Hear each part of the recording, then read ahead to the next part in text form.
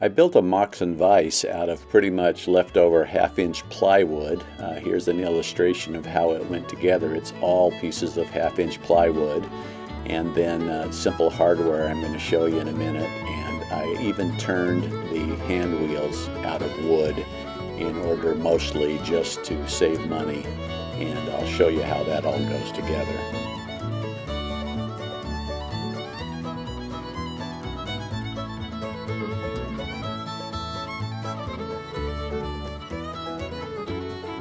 I started with the hand wheels because I thought they'd be the most difficult part, and I just got some scrap 5/4 pieces of wood. I glued a block to another block.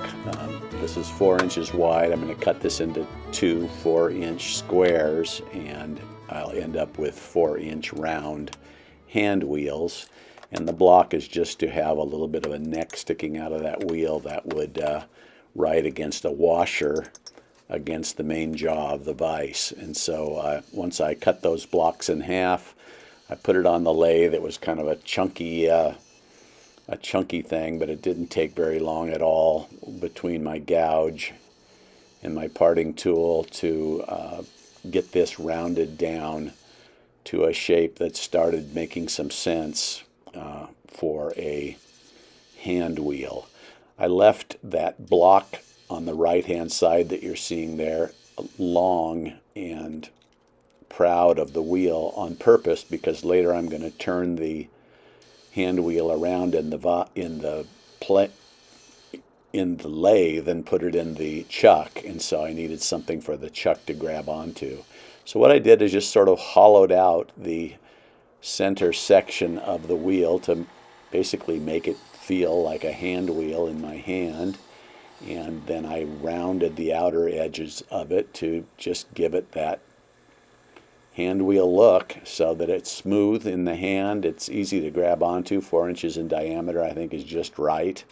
I looked at some other cast iron hand wheels online and saw that they're also 4 inches in diameter. So once I've turned it around now and put it in the chuck of my lathe, and I'm leveling out the top side of the hand wheel where I will pretty soon drill a 1-inch hole and then chisel out the 6-sided opening to hold 1/2 of a 3/4 inch transition thread. You'll see that in a second. It'll make a little more sense to you. I'm just sanding this now to make it a little bit smoother. Totally left this unfinished. I don't know whether I'll finish it or not. It kind of doesn't matter. It works great. They look great, and they were cheap. I made them out of just scrap. Once I determined how deep that hole had to go all the way through, I used a 3/4 inch drill to drill a hole all the way through it, because my threaded rods, when you see my hardware in a moment, my threaded rods are 3/4 inch diameter. So I drilled a 3/4 inch hole all the way through, and I drilled a 1-inch hole to the depth of 1/2 of the transition thread that you'll see in a moment. And now I'm just cutting with a parting tool. So here's some of my hardware. I bought some all thread, 3/4 inch all thread. I had to cut these to length. I cut them down to 10 inches in length. There's that transition threaded piece. I'm cutting it in half because they're really long, and I only needed about 1 inch long to fit in those hand wheels. And so I've cut that in half. I cut the other piece of all thread, and you'll see in a moment, the side of the wheel that I drilled the 1-inch hole in, I just chiseled out a 6-sided opening so that the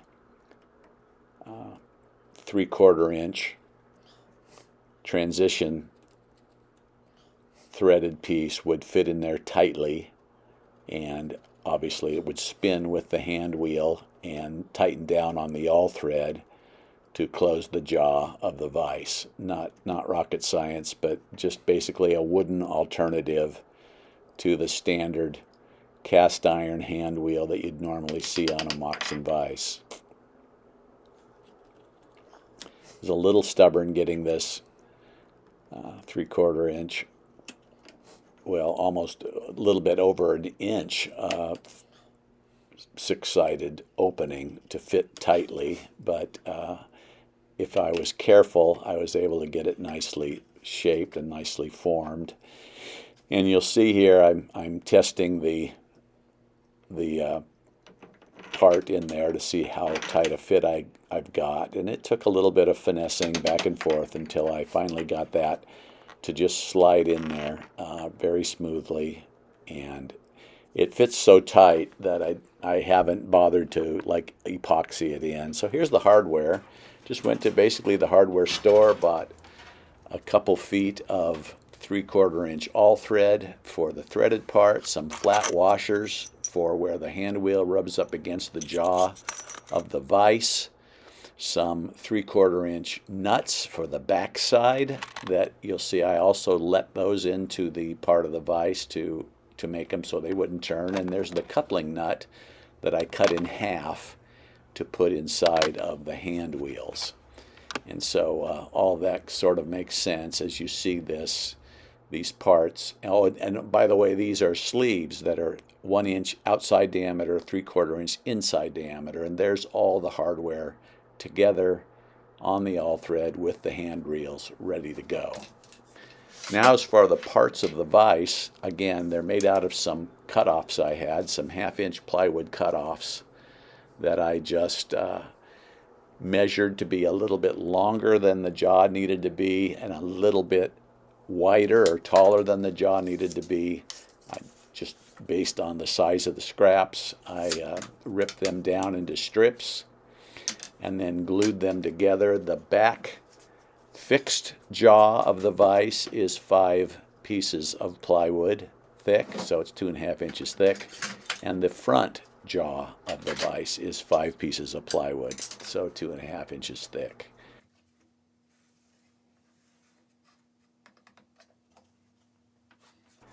I realize it's total overkill to be 5.5 inches thick, but had the plywood, price was right, and I thought, well, maybe thicker is better in that it'll be super rigid, super flat,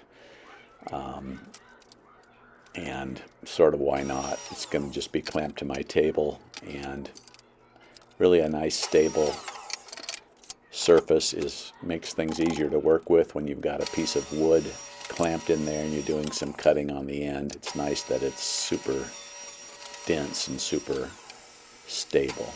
So again, I just ripped these strips for my 2 jaws. The rear jaw strips were a little narrower because it has a bottom piece on it where it hangs over left and right in order to be clamped to the bench top, and it also has a top little shelf on it. I got all these ideas from the Moxon Vise that was done in fine woodworking just a few months ago.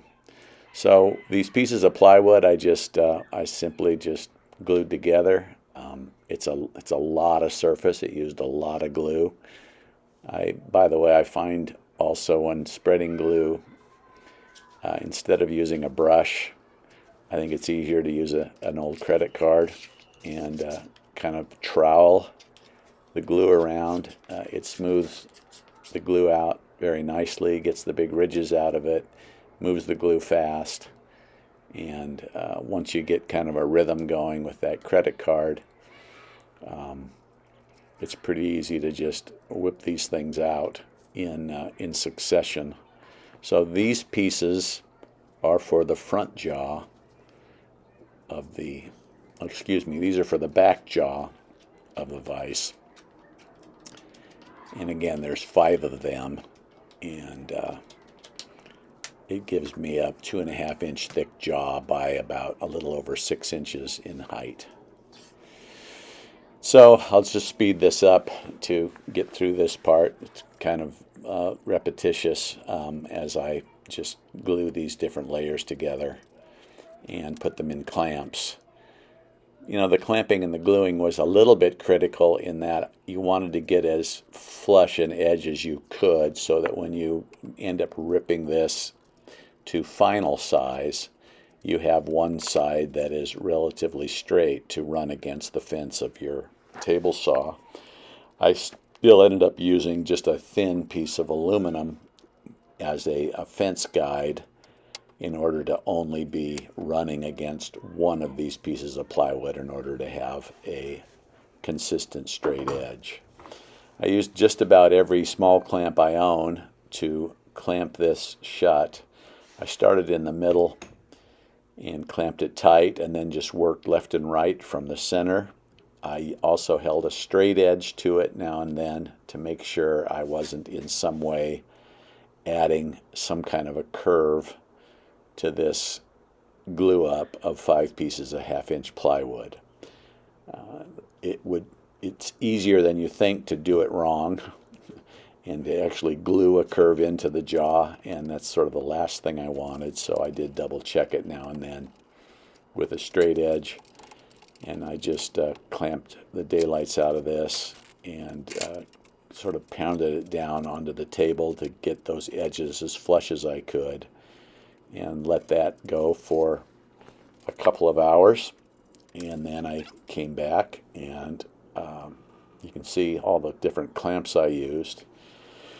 After that had some drying time, I came back and tore it all apart and went on to the next jaw, which was basically a similar job. Now these two pieces make up the bottom of the fixed jaw.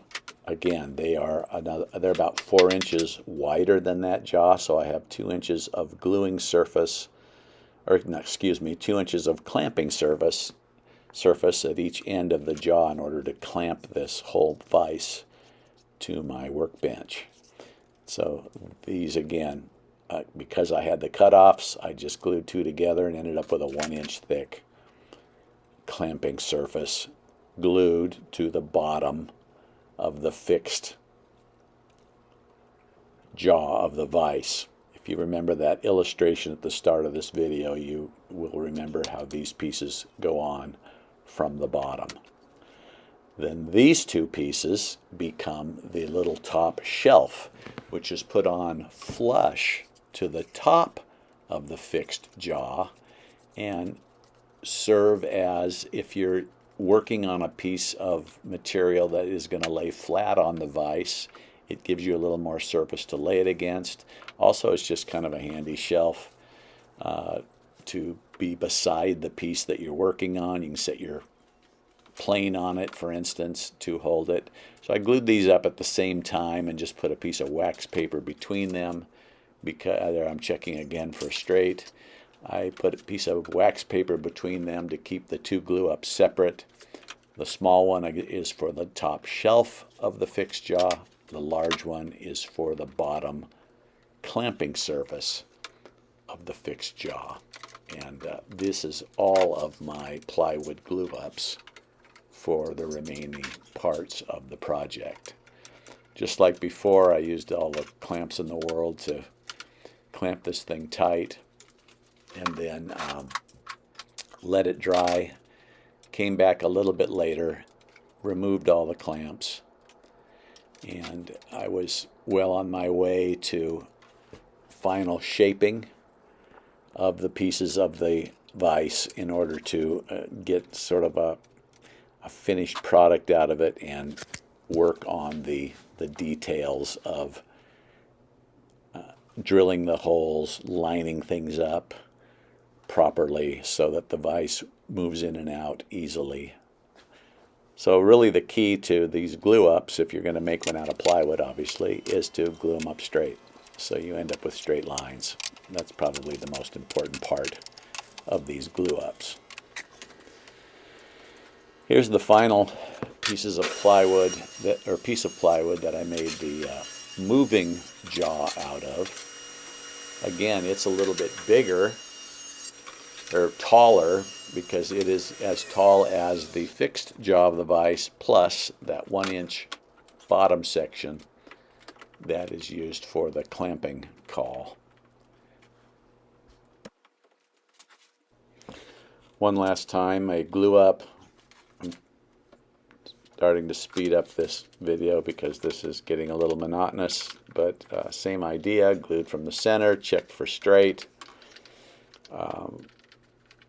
Clamp the daylights out of this. This thing has got a little bit of rough edges. This rough size is actually quite a bit larger than the finished jaw size, because you're going to see in a moment when I square up all the edges of this jaw. I'm going to also do some tapering to the back side of the jaw just to make it a little bit lighter feel. I think it'll be just as rigid, but I taper the edges of it at 30 degrees. 3 edges of it at 30 degrees, 1 edge at 45 degrees. You'll see that in a moment as I run it through my table saw, just to give it kind of a finished shape. So this again is the front jaw, final glue up. All of this done with basically waste 1/2 inch plywood, and gives you a very rigid jaw that is nice and dense and doesn't move around on you when you're using the vise to hold a piece of work. Here's just a quick review of all the clamps. Here's removing the clamps, and finally there's my finished, not finished, but my rough movable jaw. Now I'm going to raise the blade on my table saw.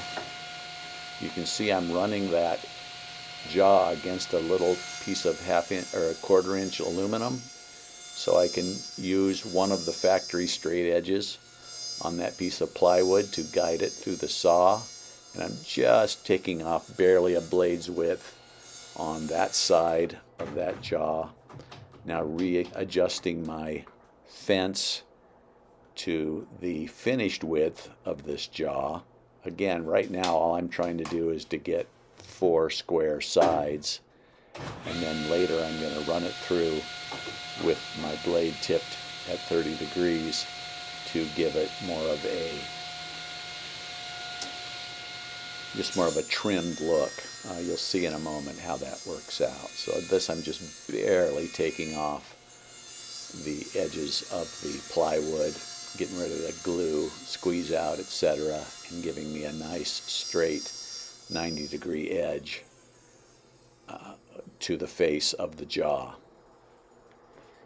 Once I'd done that on those 2 edges of the movable jaw, I also do that with the fixed jaw. Again, I want this to be 90 degrees with the face of the jaw, because this surface, one of these surfaces will become the top, and the other one needs to be 90 degrees because it becomes the part that is clamped to your workbench, and you want the jaws and the vise to be sitting at 90 degrees to the world. Now to just get up the final, just to get saw marks off, to give me a nice glue surface, I ran it through my planer. Not the greatest idea, honestly, to run plywood through a planer. You don't get like a glassy smooth surface, but you do get a flat surface, and you get a surface that's 90 degrees with the jaw face, and that's really what was most important to me, to get a flat gluing surface, get rid of the saw marks, and to give me a 90-degree surface. Now here is the 1-inch drill. I'm going to drill about 2 inches into that movable jaw in order to set those sleeves in it. Again, the sleeves are 1 inch outside diameter, 3/4 inch inside diameter, so that my awl thread will slide easily on the jaw. And so all I'm doing here is drilling about 2 inches deep to make room for those sleeves. Then I left the drill press set up, finished the hole at 3/4 inch in order to mark the other jaw, so that when the two are together, you see the tops are flush with each other when the bolts are extended through both jaws. That's probably the most important part, that you've got a nice flush top edge. That squeeze out that you see is going to get dealt with when I cut my tapers.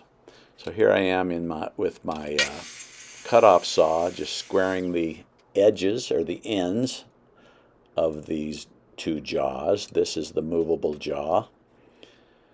And again, I happen to have a 12-inch cutoff saw which was able to handle this giant board and give me a nice, smooth, great 90-degree edge. I had marked these previously with the bolts in them so that when I cut the ends off of both of these jaws, they're all flush with each other. So I not only have a flush top edge where the two jaws come together, but a flush left and right edge as well where the two jaws come together. So once I had squared all these off, these two jaws, the next thing I was going to do is taper that front jaw. I set my saw at 30 degrees. You see the blade there is tipped at 30 degrees. And I'm going to run the jaw through at 30 degrees. This just makes the front jaw, I think, just look a little nicer, kind of a little more streamlined looking. I don't think it has any effect on the strength of the jaw. After all, it's 5 pieces of plywood thick, and I don't think that's an issue at all. And so I ran my saw through at 30 degrees on the bottom of the jaw, and I ran it at 45 degrees on the top of the jaw. And the only reason I did that is because you could see those sleeves coming through the jaw where they do. I wanted my hand wheels to end up in the middle of that flat surface and not way off center. So I did the bottom at 30 degrees, the top at 45 degrees, then set my saw back at 30 degrees. And because this thing weighed so much, and it was sort of awkward to push it through my table saw on its end, I ended up clamping it in my tenoning jig, setting the blade at 30 degrees, put a little piece of sacrificial plywood on the tenoning jig so that when the blade cut through the jaw, it just cut into the sacrificial plywood. And I got a really clean 30-degree cut on each of the ends of this jaw. And you'll see the cutoff here. It came out really nice. My little reveal, you could say the flat part of the jaw that goes on all 4 sides is at about 1.5 inches, and everything else was tapered off, so that the jaw again has sort of a streamlined look. Over time I might shellac this and try to smooth it a little bit, but honestly I got good saw cuts. I ran a sander over it just a few times, and it looks fine just the way it is. It's not like it's a finished piece of furniture. It's really just a very cheap Moxon Vise that I'm making out of scrap plywood. So there it is with those 4 cuts on it, and you can see the sleeves there just flush with the face of it. Now here's the back jaw. Again, I have to now let those bolts into this jaw, so I just shoved them through, traced around the bolts, and again with a chisel and a little bit of time I knocked those out and basically let those into the back of the jaw, so that when you are spinning the hand wheels, most likely the all thread is not going to turn because there's a fair amount of friction where it fits through the 3/4 inch hole in this back jaw, and then these nuts are prevented from turning because you've let them into the wood with this 6-sided opening. So between the two, they're very stable. If they ever get loose to where you're pushing on it and it pushes the all thread out the back side of the jaw or starts spinning, then I can just pull these back out, coat them in a little bit of epoxy and put them back in, and they'll be in there forever. But for now, all these fits are so tight. I let these in, and you can see how they look. They look just fine. There's that top shelf, so you get an idea what that backside looks like. So the top shelf, I just mitered both ends at 45 degrees, just to give it, just to give it a little bit more of a streamlined look, and just softer to the hand. And then this piece is glued to the top back of the fixed jaw, and I used biscuits to keep my alignment straight. I put 5 biscuits across there. There's 5 biscuit holes also in that top shelf. Spread a little glue on that, clamp it up, and it goes on just like that. So you can see that with about an inch of surface, because that's 2 half-inch pieces of plywood, and then 5 biscuits, you get a super secure joint. I glued this up, clamped it, made sure I was absolutely flush with the top of the jaw, and the top of the jaw has something that I'd already run through my jointer, and so I got a very flat surface, and the flat shelf against the flat surface, it gives you a very flat upper surface of the Moxon Vise to use for that purpose. So I just clamped this up to let it dry. I also clamped the bottom piece that is used for clamping the entire vise to the workbench, and let that dry. And it wasn't too long until this was all usable again as a finished vise. You'll see this in a minute. Here I am gluing and clamping the bottom piece on the fixed jaw. Again, if you want to refer back to that illustration I did at the very start of the video, kind of shows you how all these pieces go together. But all this does is provide you with a clamping surface so that the jaw sits flat on your tabletop. This surface sticks out left and right about 2 inches on either side of the back jaw. Again, these 2 surfaces are also flush with each other, so that when you slide a board down into the vise, there's no hang up, and you've got a very flat surface to work with when you've got a piece of wood clamped into the vise. So I glued these 2 pieces up. These were the last glue ups of this job. All the hardware was together, my hand wheels were together, and all there was left to do is to basically assemble the vise. There's just taking a look at those clamps. So here's the vise now. I am sliding these pieces of all thread through the front jaw, through the back jaw. You can see they line up really nice. Through the front jaw, through the back jaw. And I'm just tightening this down on a piece of wood just to show you how that works. I ended up turning those C-clamps around. I wasn't thinking, had those sticking up in the way. There's a wide piece of wood stuck in there. Again, these jaws are 32 inches wide, so you can get a lot of wood in there. They also work great for putting a long edge of a piece of wood in if you wanted to use a jointer plane to plane a straight edge on a board. This jaw holds it so nicely, so firmly, way better than I would normally do in a smaller vise and a bunch of C-clamps. So here I am just doing a quick jointing with, I think I've got a number 7 there in my hand, just kind of giving you an illustration of how this vise works for jointing. You can see how that shelf comes in handy to hold the plane. And so here it is, the finished Moxon Vise. I hope you've enjoyed this video. If you have, please subscribe, and thank you for watching.